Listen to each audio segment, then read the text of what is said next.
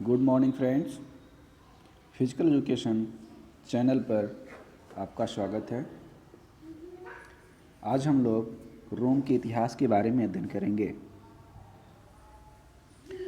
रोम में शारीरिक शिक्षा के इतिहास को दो भागों में बांटा गया है। पहला है पूर्व रोम काल, दूसरा उत्तर रोम काल। पूर्व रोम काल अर्ली रोम पीरियड में हम देखेंगे, इस काल में शारीरिक शिक्षा का आधारभूत केंद्र घर थे। पिता के द्वारा ही शिक्षा दी जाती थी। इस काल में शारीरिक शिक्षा का उद्देश्य रोमवासियों को कुशल, वीर तथा बलशाली सैनिक बनाना था। सैनिक प्रशिक्षण के लिए एक विशेष व्यायामशाला कैंपस मार्शियस थी। इसका नाम युद्ध के देवता मार्स के नाम पर रखा गया था। इस प्रकार 2-3 फैक्ट इसमें हैं पूर्व रोम काल में, इसको हमको याद रखना है। जो शिक्षा दी जाती थी वो घर स्तर पे ही दी जाती थी, घर पे ही दी जाती थी। रोमवासियों का भी मेन उद्देश्य था कुशल, वीर और बलशाली सैनिक बनाना। और ये वेरी मोस्ट इम्पॉर्टेंट क्वेश्चन है कि सैनिक प्रशिक्षण के लिए विशेष व्यायामशाला जो थी उसको क्या कहा जाता था। तो इस व्यायामशाला को कैंपस मार्शियस बोला जाता था। ये क्वेश्चन बनता है, इसलिए आप इसको ध्यान देंगे, जो कि युद्ध देवता मार्स के नाम पर रखा गया था। उसके बाद दूसरा जो काल है उत्तर रोम काल, इसके बारे में हम देखते हैं। उत्तर रोम काल, इस काल में गैलन नामक प्रसिद्ध दर्शन शास्त्री व चिकित्सा शास्त्री हुए, जिन्होंने अभ्यास तथा आहार का स्वास्थ्य पर क्या प्रभाव पड़ता है पर विशेष ध्यान दिया। तो इस उत्तर रोम काल में हमको विशेष ध्यान देना है गैलन को। गैलन जो थे, गैलन नामक विद्वान पहले व्यक्ति पाए गए जिन्होंने शारीरिक क्रियाओं के दौरान पल्स की गणना की। गैलन ने विभिन्न शारीरिक अंगों पर शोध किया तथा इन शारीरिक क्रियाओं को 3 भागों में बांटा। पल्स की गणना किया था इन्होंने, और व्यायाम का पल्स पर क्या प्रभाव पड़ता है, इस प्रकार उन्होंने इसका अध्ययन किया।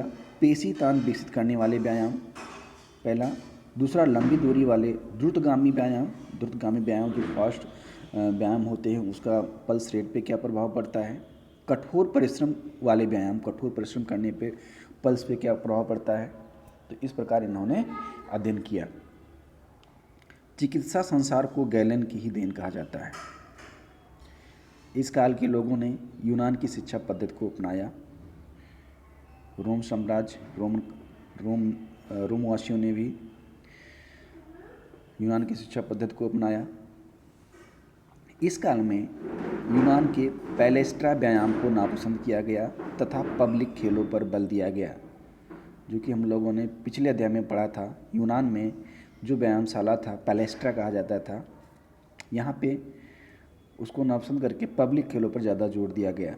इस काल में कीचड़ स्नान, मड बाथ काफ़ी प्रचलित था। ये इम्पॉर्टेंट क्वेश्चन है, मड बाथ। कई बार क्वेश्चन पूछा गया है ये, कीचड़ स्नान कहाँ के वासी करते थे। तो ये जो है रोमवासी उत्तर रोम काल में जो है ये प्रचलित था। केवल रोम काल ही याद रखेंगे तो ठीक है। इस काल में रथ दौड़ काफ़ी प्रसिद्धि थी, लेकिन धीरे धीरे रुचि कम होती चली गई। तत्पश्चात ग्लैडिटोरियल कॉम्बैट, खड़ग क्रियाएं उनके मध्य काफ़ी प्रसिद्धि हुई, जिनका आयोजन एम्फी थिएटर में किया जाता था। ये कुछ क्रियाएं ऐसी थीं जो खड़ग से की जाती थीं। रथ दौड़ इसके पहले प्रचलित था, लेकिन धीरे धीरे इसमें लोगों की रुचि कम होती गई। इसमें जो गेम होता था, दास जो होते थे, गुनाहगार होते थे आदि इसमें भाग लिया करते थे, और इस कॉम्बैट में प्रतिद्वंदियों को शस्त्रों का उपयोग करना होता था। इस द्वंद्वात्मक खेल में पशु और मनुष्य भी भाग ले सकते थे। यह प्रतियोगिता तब तक चलती थी जब तक कि विजयी होने वाला व्यक्ति पराजित होने वाले व्यक्ति को दया करते हुए उनके हाथ का अंगूठा ना खड़ा कर दे। इस प्रकार ये ग्लैडिटोरियल कॉम्बैट गेम जो है होता था। इस काल की एक और विशेषता थी, इस काल में शोषण, घूसखोरी, विग्रह आदि कुरीतियाँ चरम सीमा पर पहुँच गई थी। और इस काल में रथ दौड़ काफ़ी प्रसिद्धि थी। हाँ, ये हो गया। उसके बाद में देखा जाए तो इस काल की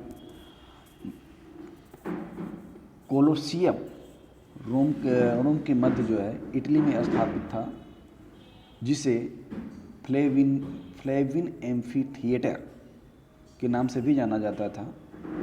यह पत्थर तथा कंक्रीट का बना हुआ था। यह रोम साम्राज्य का सबसे बड़ा एम्फी थिएटर था। वर्तमान में भी यह विश्व का सबसे बड़ा एम्फी थिएटर है, जिसमें लगभग 50 से 80 हज़ार दर्शक के बैठने की व्यवस्था थी। इसके अंदर विभिन्न प्रकार के कक्ष, जिनमें विभिन्न क्रियाओं के लिए जैसे शारीरिक व्यायाम, गीत संबंधित खेल, मालिश, भाप स्नान, जानवरों के शिकार का प्रदर्शन करना, समुद्र में लड़ाई का प्रदर्शन करना आदि क्रियाएं यहाँ पे जो है कराई जाती थी। ये है कोलोसियम नामक था एम्फी थिएटर। भारत में भी इसी के तर्ज पर जो राष्ट्रीय स्टेडियम में दिल्ली जो बना हुआ है, इरविन एम्फी थिएटर रखा गया है, उसका नाम भी।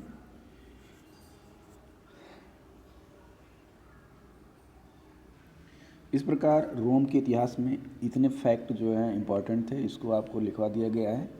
आप लोग इसका नोट्स बना लें और इसका अध्ययन करते रहें। नोट्स बनाने से बहुत ही फ़ायदा है, क्योंकि आप नोट्स बनाएंगे, उसको एक बार लिखेंगे तो तमाम फैक्ट्स जो हैं याद हो जाते हैं। क्योंकि कोई भी चीज़ याद करने का तरीका यही होता है, उसको एक बार देखा जाए, लिखा जाए, उसके बाद उसका अभ्यास किया जाए तो सारे क्वेश्चन तैयार होंगे। इसलिए आप लोग नोट्स ज़रूर बनाएं।